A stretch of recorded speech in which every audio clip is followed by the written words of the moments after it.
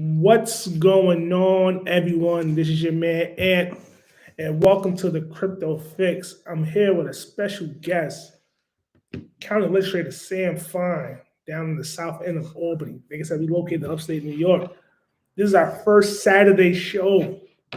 Saturday. Make sure you hit the like, subscribe, and notification bell. And oh my God, it feels so funny doing this on a Saturday. It feels so funny. Well, it's good to be here. Definitely. It's my fault. It's my schedule didn't allow it on the weekdays. Definitely feels good. So how you been? I've been good. Spent the day out petitioning, collecting signatures, get on the ballot again for my re-election. Okay, all right. So let's jump into some of these questions what I have right here. Like, what are some of the challenges with crypto in the capital region? Well, I don't know about capital region specific, but I mean, there's, the two banks just collapsed, and one of them was Signature Bank was, a New York bank that was investing a lot in crypto.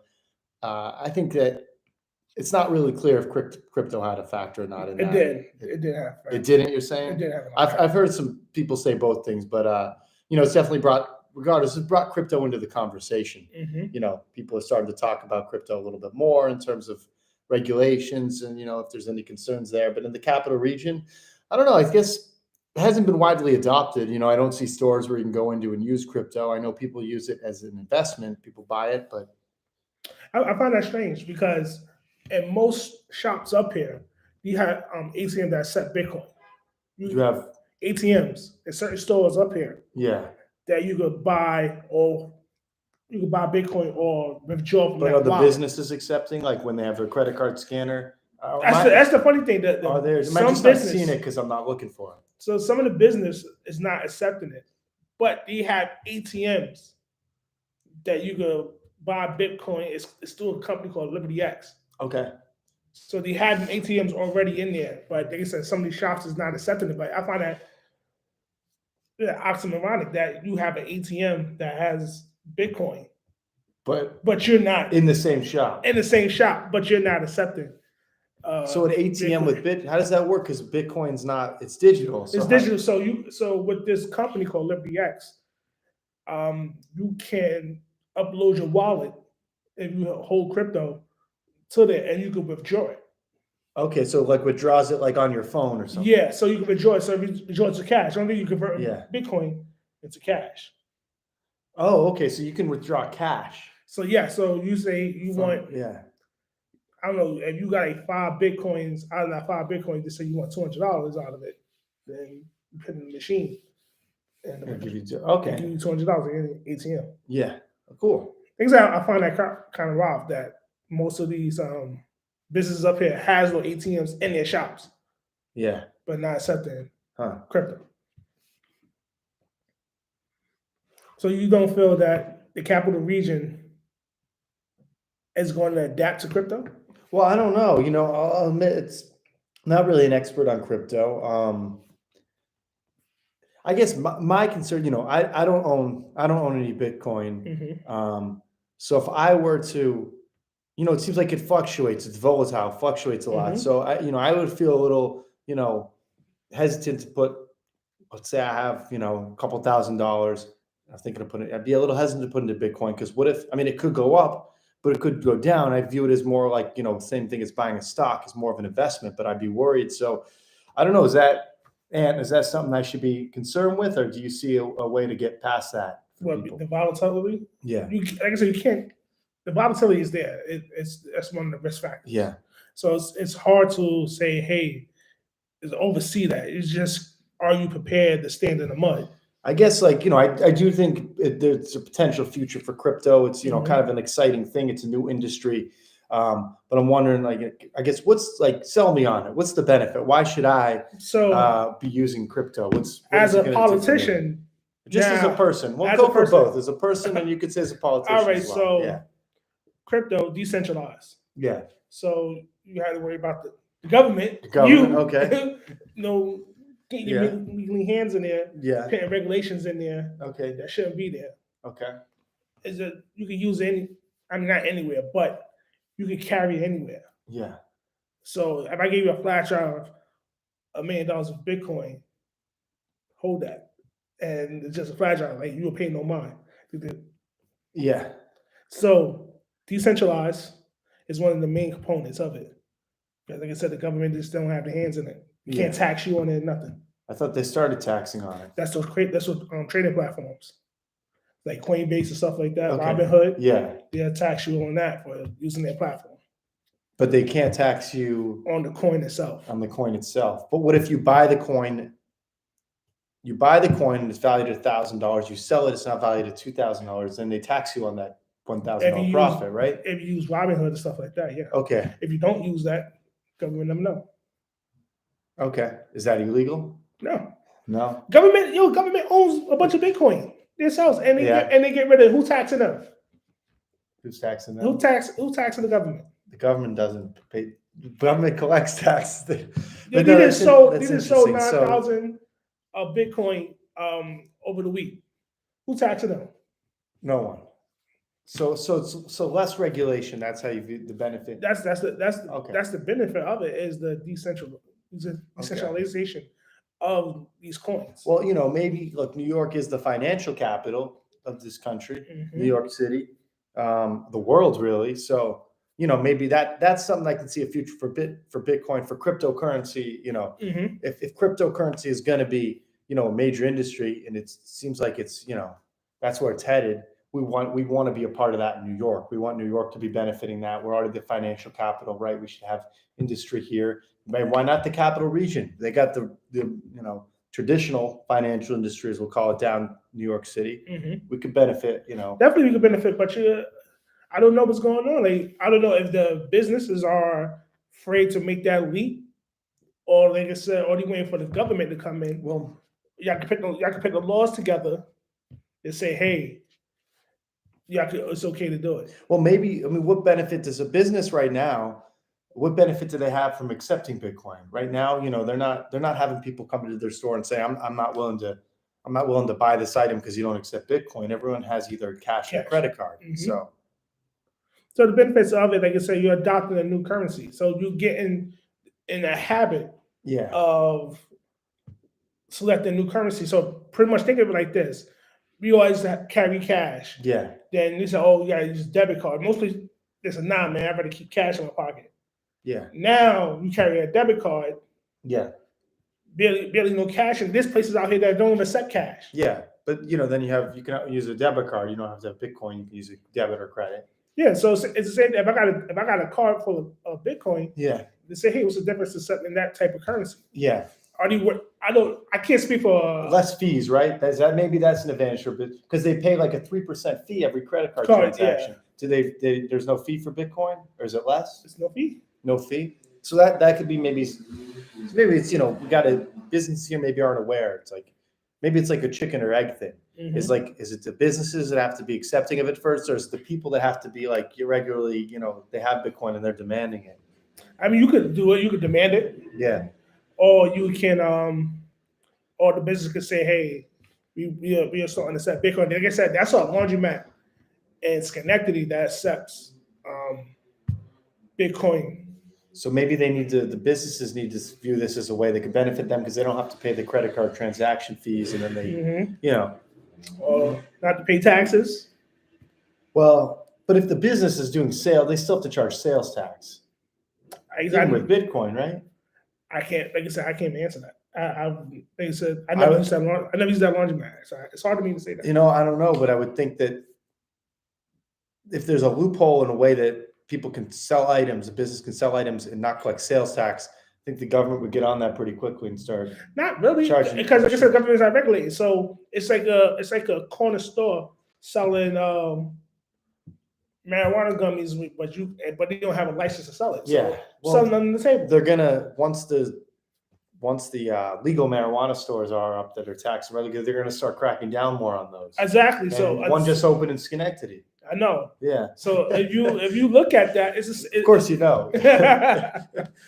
So if you look at it, it's the same thing. It's not the same thing, but using that metaphor of of people are selling items that's not tax. It's an Yeah. extra cash coming in. But there are calls to regulate it.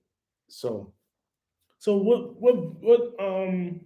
because there's a lot of there's regulations on all the other financial markets, and I guess that's that benefit of crypto? Bitcoin. But Mhm. I think the government's thinking, well, why should we let this be unregulated, especially banks? Whether, let's say, I don't know if Signature Bank that was a factor or not, but they were Mhm. investing in the crypto industry. So if banks are investing in the crypto industry, Mhm. shouldn't it be regulated? If the banks, is, If it could, potentially, I mean, making these regulated what way? investments. Like now, I guess when you say regulated, what do that mean coming from person of your stature of politics? Because you may say regulated, but it may be something else. Like I said, like you can't dip your finger in there. So okay, we're just Yeah. gonna regulate this one part. This and nah, we ain't gonna do I that. don't know. I guess, I'm not an expert on banking regulations, but, I guess regulating some of the riskier types of, if there's like riskier types of investments in Bitcoin or something. Like what would you call it? I don't know. I'm not an expert. I know, like in the, traditional financial industry, for example, there was like, in 2008, there was this whole derivatives market. Mhm. I can't explain exactly what that is, but Okay. I know it was a market that was like highly unregulated, that was very risky, and was a big contributor to the 2008 financial crisis. Mhm. So I don't know if there's an equivalent of that in Bitcoin, but if there's some riskier types of trades or risky behavior going on, Mhm. that's maybe something that they'd want to address. All right. So I know we kind of answered the second question. So my third question said, will the city of Albany ever recognize that crypto mining hosted facility will impact the community with job creation and boost of local economy? Well, I'll say, as an Albany County legislator, I've never, no one's ever come to me, and I don't know if anyone's ever came to the mayor or anyone else and made a proposal and said, look, this, I think someone would have to, maybe you or, a group would have to come up with a plan,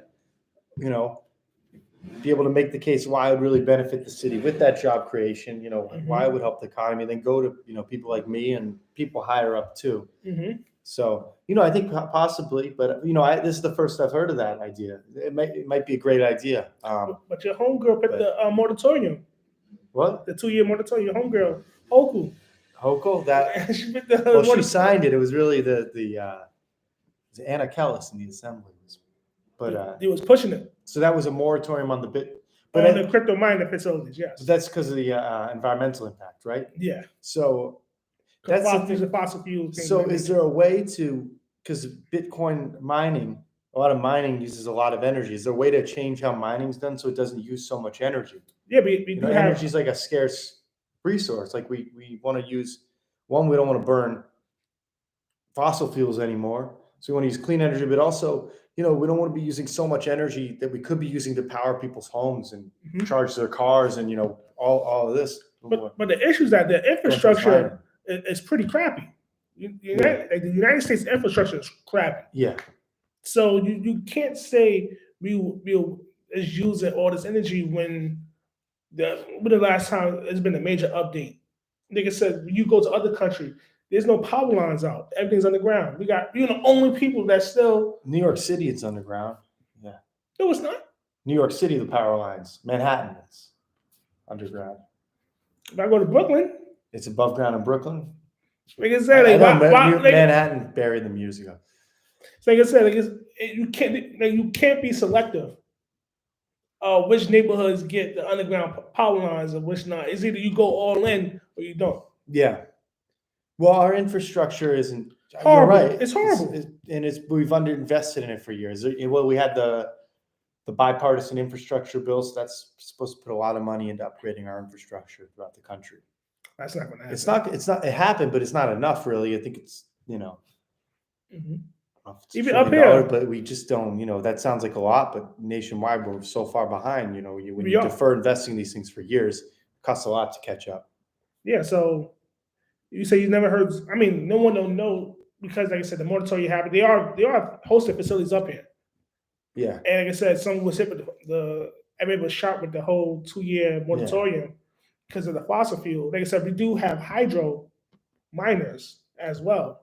So hydro mine, is that what you're doing? No, not me.